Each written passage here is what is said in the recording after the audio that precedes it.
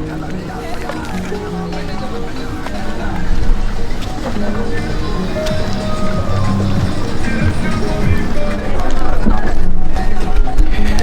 what's going on guys? Welcome to the channel. My name is Star Peterson. Usually I show you guys all the crazy and wonderful adventures the beautiful island of St. Martin has to offer, but today we're gonna switch it up just a little bit.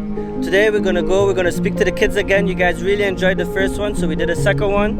This one I edited a lot differently, so I hope you guys enjoyed. There's a little bit of motivation, a little bit of my background story, my travels, where I've been, how I got there. So stick around, enjoy the video. It's a little bit long, but it's gonna be worth it. Before we start though, please check out the sponsors for this week's video.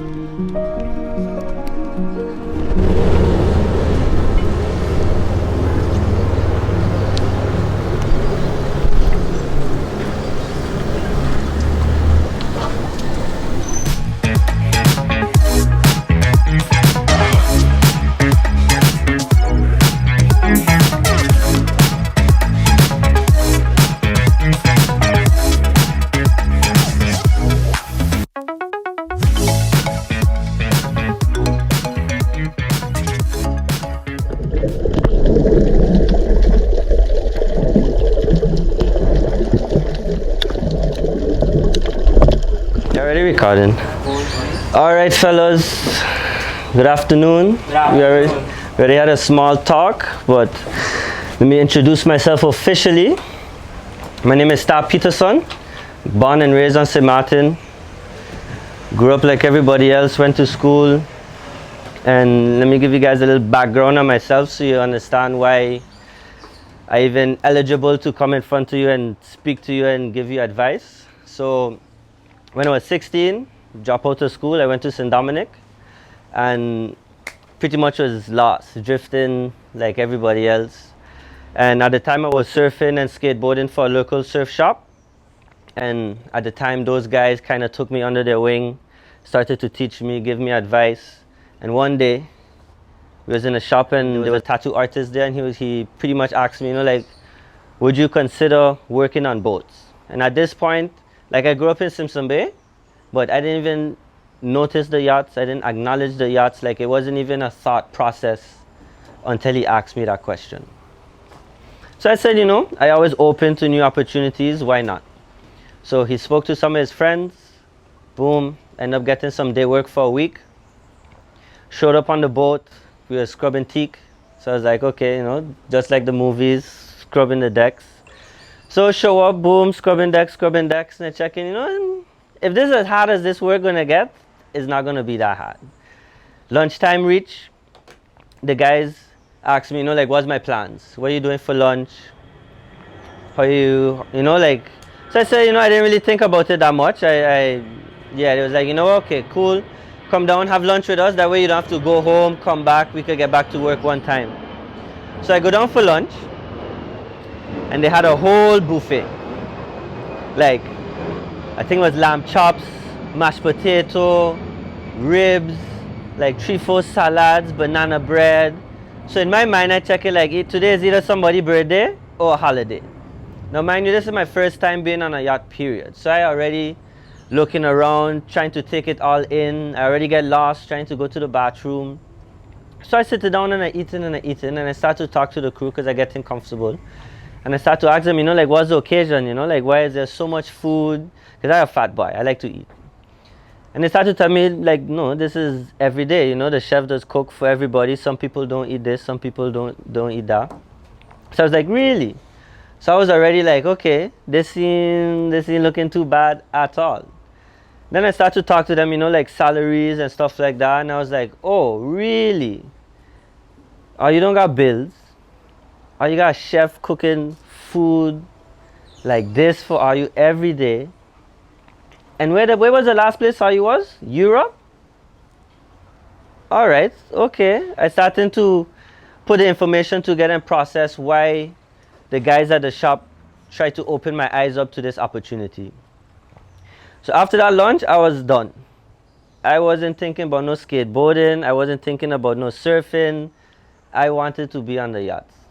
I set that idea in my mind, and that was it. After that, I went on a manhunt trying to get as much information what courses I need to do, how to get my license, you know. What do I need to do to be in those guys' position? From there, I ended up signing up for my SCCW, and that got me eligible to volunteer on a tall ship. So it's one of those big old pirate ships.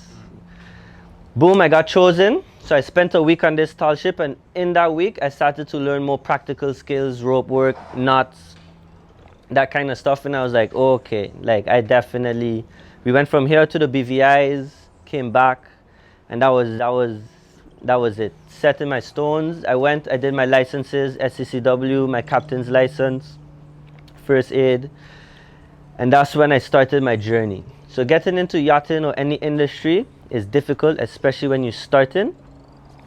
And for me, my journey took me 3 years to go from that first day working on that boat to the first day getting hired on my first official yacht job. But in that 3 years, I ended up working at Aquamania with Garth, working at DV, learning the water sports, learning how to deal with people in a marine environment, how to deal with people safely in a marine environment.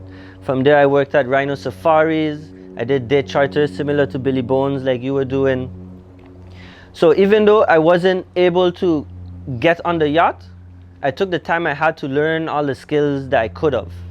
So I took every kind of job that had to do with water, I try and do it. I try and get some kind of knowledge and information to expand myself. So when the day comes that I get on the boat, I ahead of myself. You know, I have the skills necessary so I look good on resume. When they look back and, you know, they're going to be like, okay, cool, this guy knows what he's doing. You know, he hasn't worked on a yacht yet, but he have a lot of experience that we can use at our advantage. So that 3 years working in all of these different jobs changed in 3 days. So the weekend before I ended up getting my job on a yacht, the crew went out for the last time on St. Martin before they had to cross to the Atlantic. And long story short, 2 guys fucked up and they get fired on Monday. So now they short 2 guys and they need an extra one.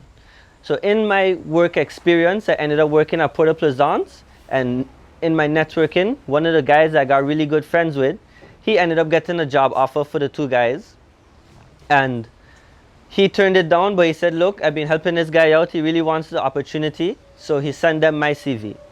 So they called me on Wednesday, I went for my interview, I got the job on Thursday. Friday I left for my first Atlantic crossing. We didn't hang out for a couple of days, get used to the boat. I put my bags on 4 o'clock Friday morning. By 8 o'clock, we was going through the bridge. There was no turning back from that point. From there, I basically spent 2.5 years on that boat. I did 4 Atlantic crossings. We went from here straight to Palma, so basically Spain, hung around there for a little bit. We went to Turkey, south of France. We went all the way up to Ireland, came back, did the Bahamas, into Antigua. Whole range of places. The boat just always moved. I left that boat, I joined another boat, did some charter work, because the first boat was a private boat. So only the owners came with their family, and that was it. So it's a different dynamic than a charter boat where you always have new guests coming in. So if you work with a boat that the people own, it's a little bit easier because you know what to expect from them, they know what to expect from you. You know how they like the boat to be, you know how they like to be interacted with. Every time you get new charter guests, you have to feel them out again. You have to see if they want me to be friendly with them or they want me to just leave them completely alone. So the experience was a little bit different of a transition for me. So it was a new challenge. Worked on it. And then from there, I did a couple more jobs doing deliveries and stuff like that. So I have a quite heavy and extensive experience in the yachting industry, which is where a lot of what I'm going to talk to about going to reside with you guys. So that's basically in a nutshell my experience leading me up to today, speaking to you guys. Right now I'm a marine technician because I went from trying to do my captain's license. I ended up doing my Yacht Master 200 ton, some of my other degrees, and then I decided I got some jobs as a deck engineer, and I realized, okay, at first I was like, okay, engineering is a little complicated. You know, it sounded like rocket science to me, but once I started to dive into it a little bit, I realized this is actually something I could do. Working on scooters and motorbikes and watching guys work on cars, a motor is a motor. The fundamentals are always the same, they either get bigger or smaller. So once I ended up in that mentality, I was like, okay, I could definitely do engineering. So now I do electrical installations, troubleshooting radars and putting in displays. Like we just get completely empty boats and we'll wire it from the ground up. So that's what I'm doing now. So now that you guys have an idea of who I am, what I've done, and why I'm here to speak to you today, there's 3 points that's gonna help us move forward. And before I give you those 3 points, something very important to recognize moving forward with your goals or working on your boats or getting your own boat. In order to have the things you've never had, you have to do the things you've never done. So whatever it is got you to this point is not gonna get you to the next point. You guys are gonna have to reflect on yourselves, your mistakes, what worked, your accomplishments, and double down and see, okay, how do I not make those mistakes again, and how do I improve on the things that got me to the accomplishments I have now. 3 main important points. This is going to be in yachting and just life in general, and it's going to be money, posture, and work ethic. We're going to start with money because money is the most important thing. Between you and your goals is always going to be money. There's always going to be some kind of financial burden. So on that first boat, how much you guys think my salary was on that first boat? That first day I step on that boat. How much my monthly salary was? 2,500, 3,000, 2,500, how much? 800. So my starting salary with basically the diplomas you guys have now was $2,800. With the experience I have outside of yachting, that was what I started with. That's the most I make in a month ever. So I was done excited. And I already had a month, well, not a month, maybe like 2.5 weeks of working that I don't have to go out and spend money because we're on the water. But when it comes to money, you need to realize that no matter how much you have, it'll never be enough. Because the more money you make, the more expenses you're going to have. Now you have a car, you got insurance, all of these things, you got a house, maybe you have kids. So from moving forward to what you guys have now is a perfect foundation to continue to invest in yourself. When you guys get into yachting, you're going to be making money. $2,800. Right now, most of you realistically living off of like $900. You understand? Like just food, going out, you know, luxuries. If you live with your parents, that means there's a whole $1,900 just chilling. You don't know what to do with it yet. And before you take a decision on what to do with it, put some on the side and save it. So when you get a chance or opportunity, you're in Spain, the boat's sitting down, you have maybe 2 weeks that you're doing nothing, you can say, okay, what's the next course I can do? Maybe you do your next level of firefighter, your next level of first aid. If you have enough sea time, you go and do your yacht master. And the beautiful thing about yachting is every time you go and get the next diploma, when you go back to the boat, you can ask them for more money. Yachting is one of the few places in my experience that you don't need to go and fight with anybody to pay you more. The second I went and did my yacht master and got back to the boat, the captain called me up, we had a conversation, and I got a pay rise. Because you need to realize that a yacht is somebody's investment. So the more qualified you are on top of that boat, the safer that person's investment is. So always reinvest in yourself. Put your money aside, try and be smart with your money. And again, in order to make that money or to even ask for that money, you have to know what your worth is. So all of you guys know, you guys are competition, yes, but a team as well. Because tomorrow, if you end up getting a job offer and they offer you $1,000 to manage 3 boats on a lift, make sure they clean, make sure everything up to date, that's not enough. But you say no, and then you come tomorrow with the same opportunity and tell the guy, you know what, it's not enough, but I need the money, so I'll take it. And then all of a sudden, a job that should actually be valued at $2,500 a month is now valued at $1,000. So it's part of our duties as a team to keep that value up. Know what the worth of your work is valued at, so that you don't shortcut yourself. You don't end up working a whole week to make $200 when you should have been making $1,000. And don't go shortcut your partner because you need the money. Because if all 10 of you, I don't know how much are you here, but if all 10 of you decide, look, we want $2,000, and that person gonna have to either find $2,000 or do the work themselves. So now, because everybody knew what the value was, everybody's value went up. So you gotta remember that you're a team. Even everybody competing for, you know, this job or that job, you're still a team. Depending on how you value yourself is how everybody else is gonna value you. So we got know your worth, invest in yourself, and saving. Once you jump on that boat and you're traveling, because right now, are you home? Are you in the comfort? Are you home? If you get fired, you get kicked out your house, maybe you have parents or friends that you can go and be like, look, give me a couch, you know, can I go back to my old room? Catch myself, figure out what's the next move. But once you're working on the yacht, you're traveling, all of a sudden you're in Thailand, you're in Holland, you're in Egypt. You ain't got no family to fall back on. You ain't got no real friends, and your friends, they're on the boat. And when the boat gone, your friend's gone. So if you're not saving your money while you're traveling, for in the event of an opportunity that maybe you might lose your job, you don't want to be without a job and have no money in your pocket to go find a hotel, for you to continue to eat good for a little bit, figure out what your next plan is. Maybe now is the opportunity to go back to school, because before you didn't have the time. But if you don't have the money to fall back on, you just set yourself up for difficulty. And in yachting, there's so many people trying to get into the industry. There's so many people with the same diplomas and degrees as you.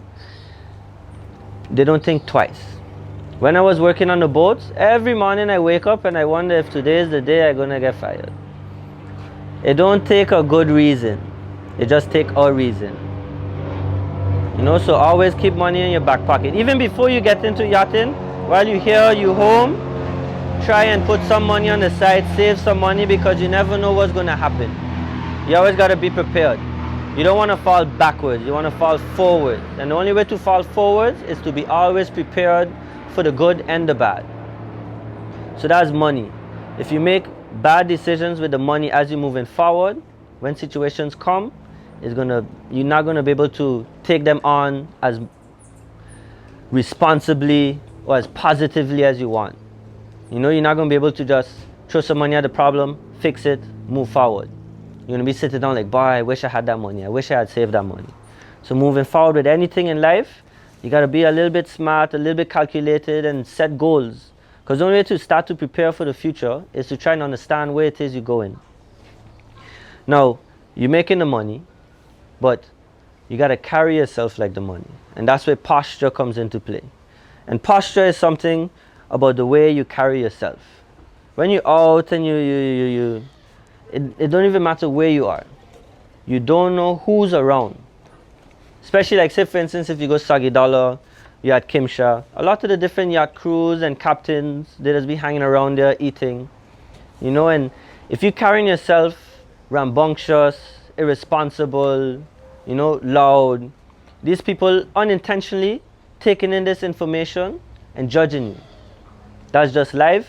You do it, I do it, everybody gonna do it. It's survival.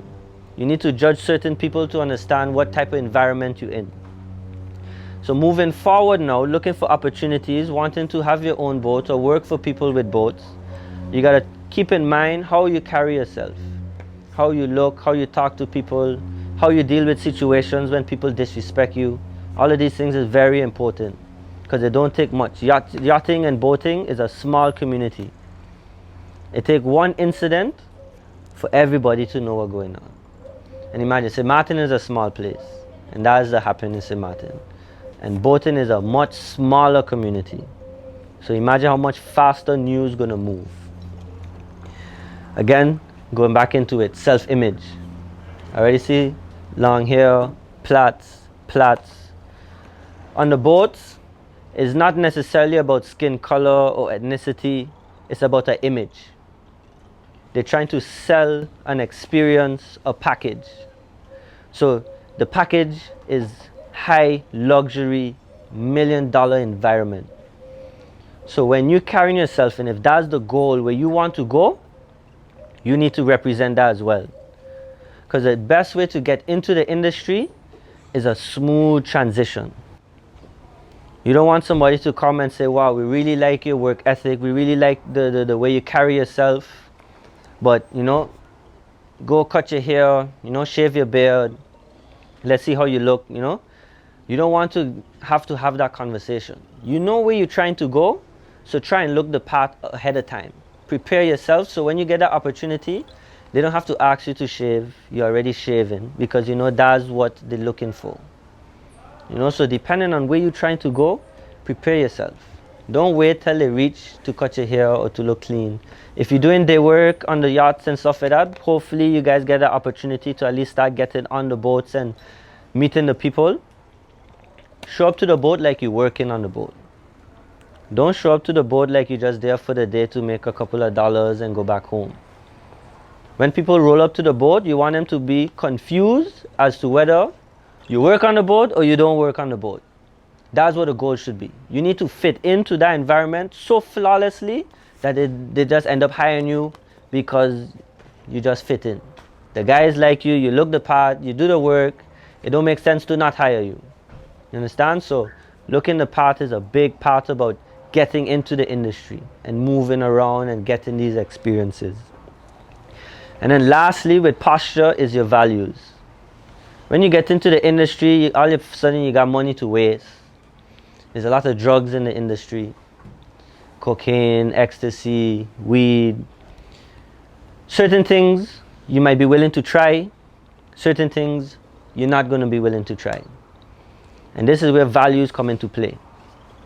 You don't want to be in Spain questioning your values. You want to know who you be, you want to know what you stand for. You need to always act as if your mother gonna find out. That way you're not gonna get on a boat because the captain there, you're not gonna let him pressure you into doing something that's against your values. He's gonna respect you more saying no than buckling because he peer pressure you into it. Because you don't know what they're gonna push you to do tomorrow. And especially on boats, safety is number one. And if they already know that they could peer pressure you into doing other things, situations where it might not be safe for everybody on the boat, they're going to already know that they have the upper hand. You need to always have your values in check. So when you see something wrong, you could step up and say it. You don't want to wait for the opportunity to have to step up and say it, and then they're going to be like, oh wow, you know, like, where is this person? Who is this? You know, you need them to know that what you think is wrong, you're going to stand up for it, regardless. If it's wrong products, if you know you shouldn't be, like in Turkey, there's no soap. You're not allowed to use soap because it has contaminated the water. So if you see the captain come and tell you, look, just use the soap, you know, rinse it off good, tell him no. It's against the law, it's not right. We're all going to be responsible for our actions at the end of the day. So they can wash the boat, but I'm not going to be involved with washing the boat. You know, so values is super important, and this is with everything in life. Moving forward, you got to make sure your values in check, because people are going to try and push you the whole way through. They're going to try and get you to do the wrong things the whole way through. And if it's not stuff you're comfortable with, you shouldn't be doing it. Period. Lastly, work ethic. Work ethic is what has bring everything together. You can have the opportunity to make all the money you want. You could look as good as you want. But if you don't have the work ethic to back up those things, it doesn't matter. When you get on a yacht, most of these boats is run with minimal crew. So if you got a 200-foot yacht with 10 people on it, then 10% of that boat is yours to take care of. So when you wake up in the morning and you get to work and they give you a job, those other 9 people have jobs to do too. They don't want to have to come and check if you're getting it done, or if you're sleeping, or if you're slacking it off. They expect you to, boom, this is your job. When you're done, you come and tell them. You know, they're not going to hire anybody that they need to baby or look after every 5 minutes come and see if you're working or sleeping or on your phone. Work ethic is super important, especially in an industry that's super competitive. There's already 10, maybe 12, 13 are you here. Imagine if 13 are you had to compete for the same job. It's a challenge in and of itself. Now when you go and try get on a yacht, you're competing with 100, 1,000, 2,000 people. You competed with me. And imagine that I competing with people that are not even in St. Martin. I just be looking for work in Fort Lauderdale, Miami, Spain. And with the work that I put in the last 5, 6 years, they'll send a ticket for me to fly and go work on the boat. So you could be there on the gangway, handing them this CV, and they'll still rather spend maybe $2,000 to fly me out and not hire you. So you need to make sure your work ethic is on point. So if I show up and you outwork me, they're going to regret the decision. Nobody should have to come and follow up and see if you did the work.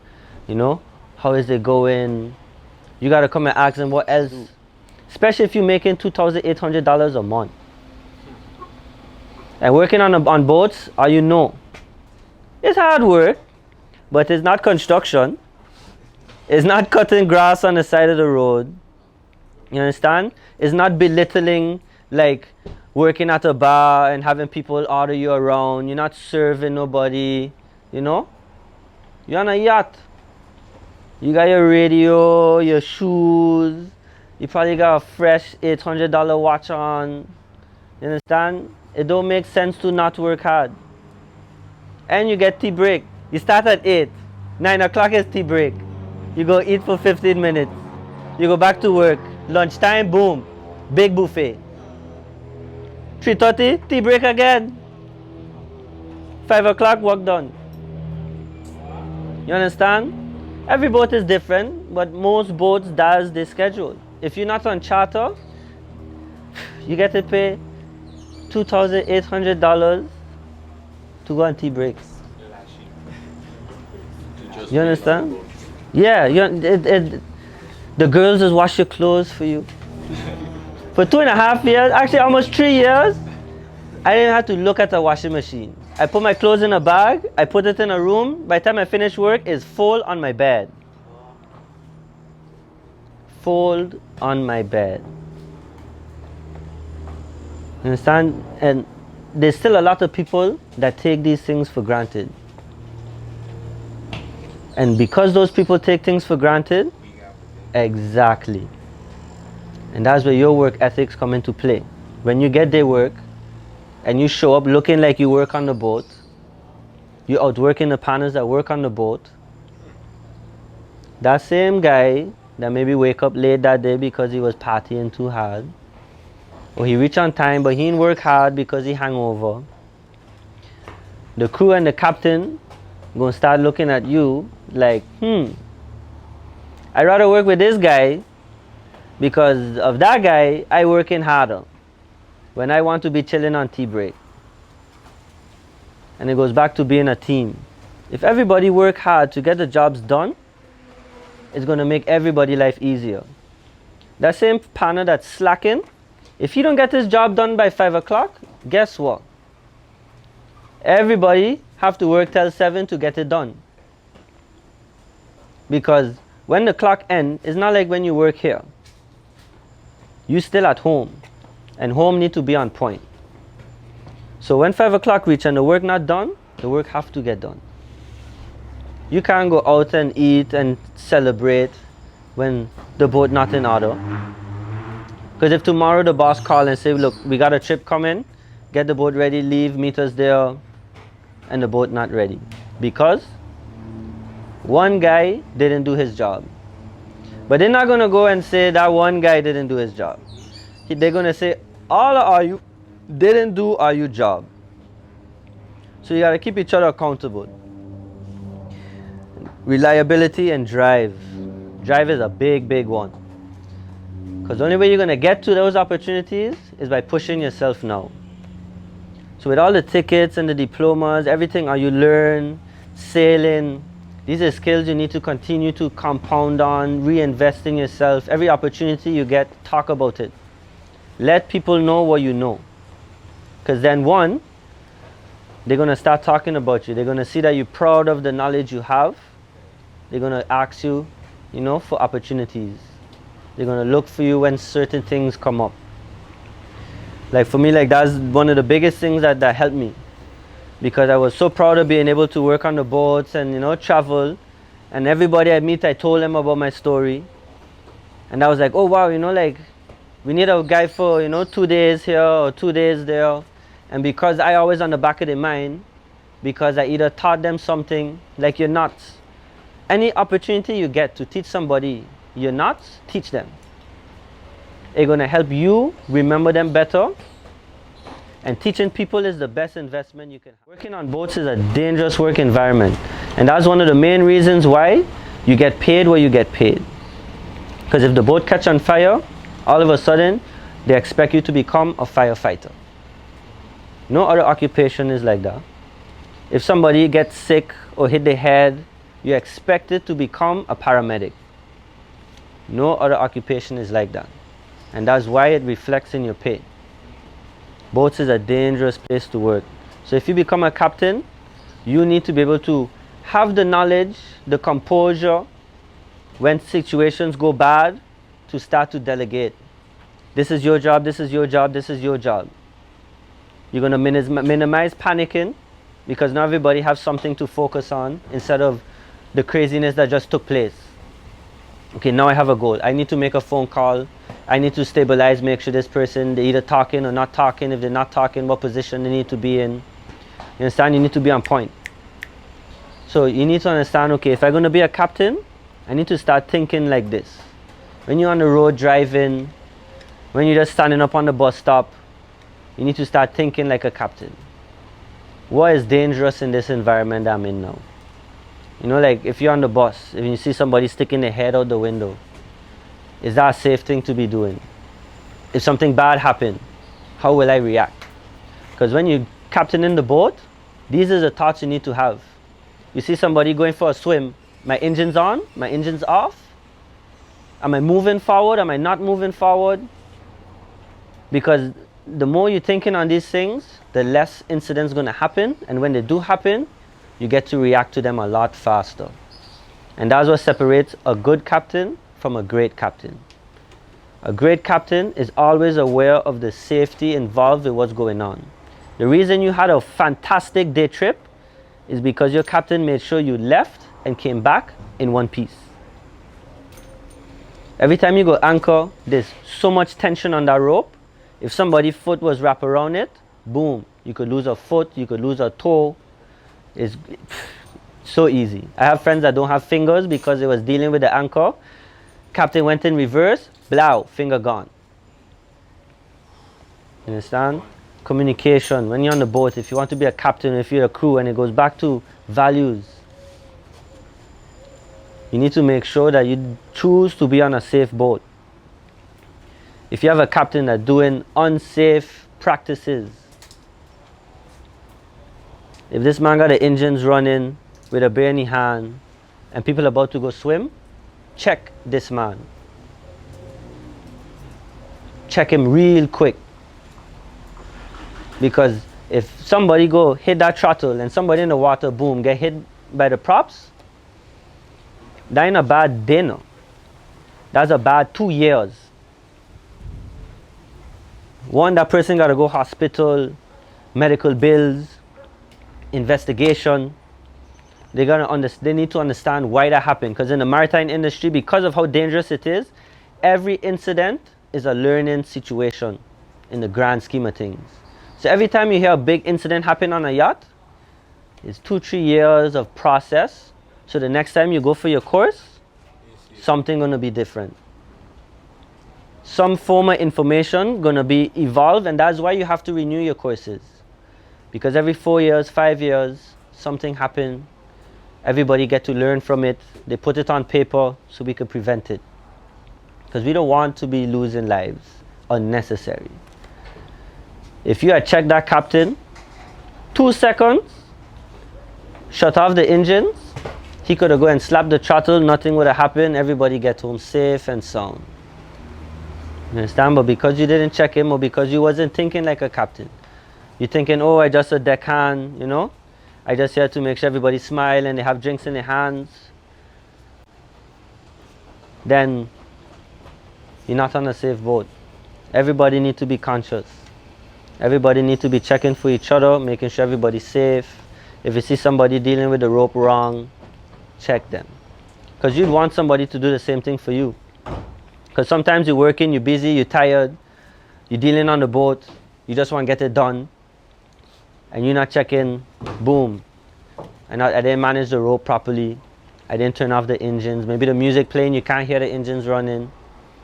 You want somebody to come and check you and say, yo, the engine's still running, shut them off because people going swimming. Because on the boats, you're not innocent until proven guilty now. Any incident, they ain't got no car, they ain't got no family, but they happy. When they got free time, they're on vacation somewhere in some villa with those big 100-liter bottles of rosé that you gotta put on a stand to pour it out. You understand? These things is nice. When you go in and traveling, you're making the money, you have all your things in order. Go and enjoy it. Take the trips. I used to wake up on a Saturday. We was in Italy.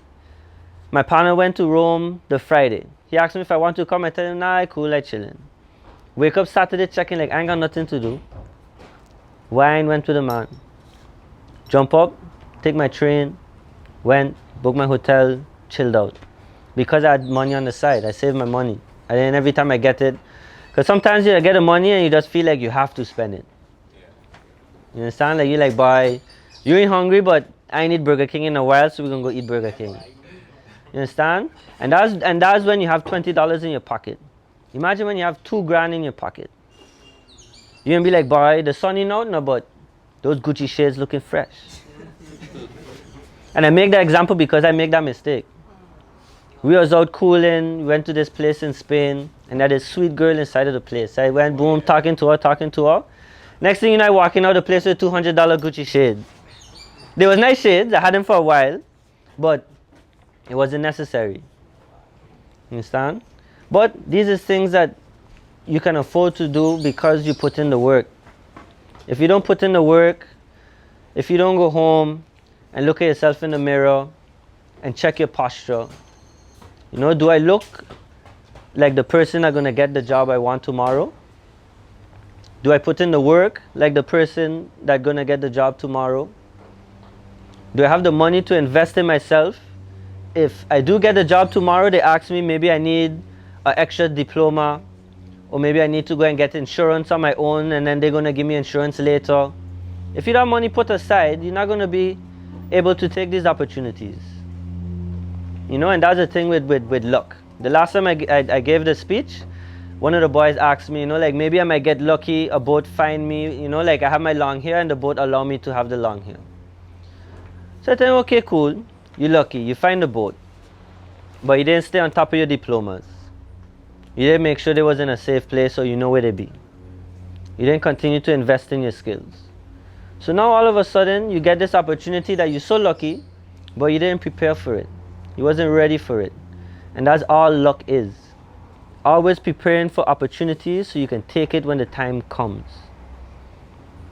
If you sit down and do nothing, waiting for the opportunity to come and it reach, and you wasn't prepared for it, like that day when the boat called me, if I wasn't already shaven, if I didn't already have my diplomas ready, if I wasn't preparing for it for 3 years, I could have showed up, they couldn't have been as desperate as they needed somebody and still not give me the job.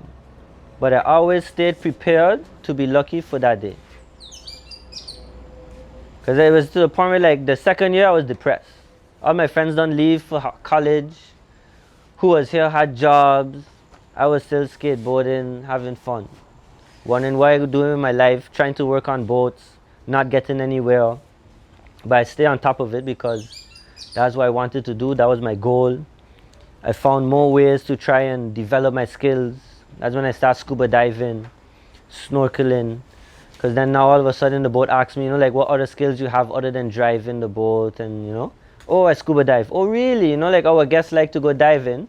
so maybe you can go with them, or at least you know how the equipment works, so you can prepare them, so when they go diving, you know, so again, you're an asset again. And that's where you're investing in yourself. And these skills apply to everything in life. When you get money, pay attention to how you spend it, how you use it. When you're going through, moving out, if you jump on the bus, say good afternoon, even if nobody, say good afternoon. When you're in the bank, posture up, because they're watching you. You don't know if tomorrow somebody in that bank is a guy that have 10 boats and they're looking for captains, and all of a sudden you show up for the job and you're like, oh, I saw you in the bank yesterday. But you went to the bank looking proper, looking clean, like you're supposed to. You understand? And it goes back to what I said in the beginning. To get the things you never had, you have to do the things you've never done. You have to look ways that maybe you haven't looked before. You have to cut your hair in ways you never cut your hair before. You need to start making decisions you didn't make before. Fridays that you just normally go out, you stay home. You understand? Save your money, preparing for opportunities, and you're going to see things going to start to change. Little by little, little by little. Alright guys, if you made it this far in the video, I really appreciate you. You either just watched it because you support the channel, or you found a lot of value in this video. Every time I watch it back, I found something valuable in it, and I sure the kids gonna have a lot to take out from what I said to them today. If you guys did find value, please leave a comment down below. Let me know what impacted you throughout this whole story, because it's a long story. Also, if you're a school or organization, a group, or doing something similar, and you guys really like the way I speak or the way I present, you can email me as well, and we can have a conversation. Maybe I can come and give you guys a speech, maybe motivate you guys a little bit. It's definitely part of my journey that I want to, how do you say, develop. So if you guys have an opportunity, you guys want to motivate your team, and you think I'm the guy to do it, you can also email me. I have my email in the description, and check it all out. If you guys want to support the channel and support yourself as well, I put all the gear I use to film all my videos down in the description. So if you use any of those Amazon links to shop, anything you buy, I'm going to get a percentage of it. It's going to help support the channel, help grow, help support me as well. If you guys want to be a next week's sponsor, I'm going to put my email and stuff like that. You can reach out to me and we can do a collaboration. But as always guys, I don't think I need to leave any positive message today, because today's whole video was a positive message. So I really appreciate it. Thank you guys for watching. See you guys next time.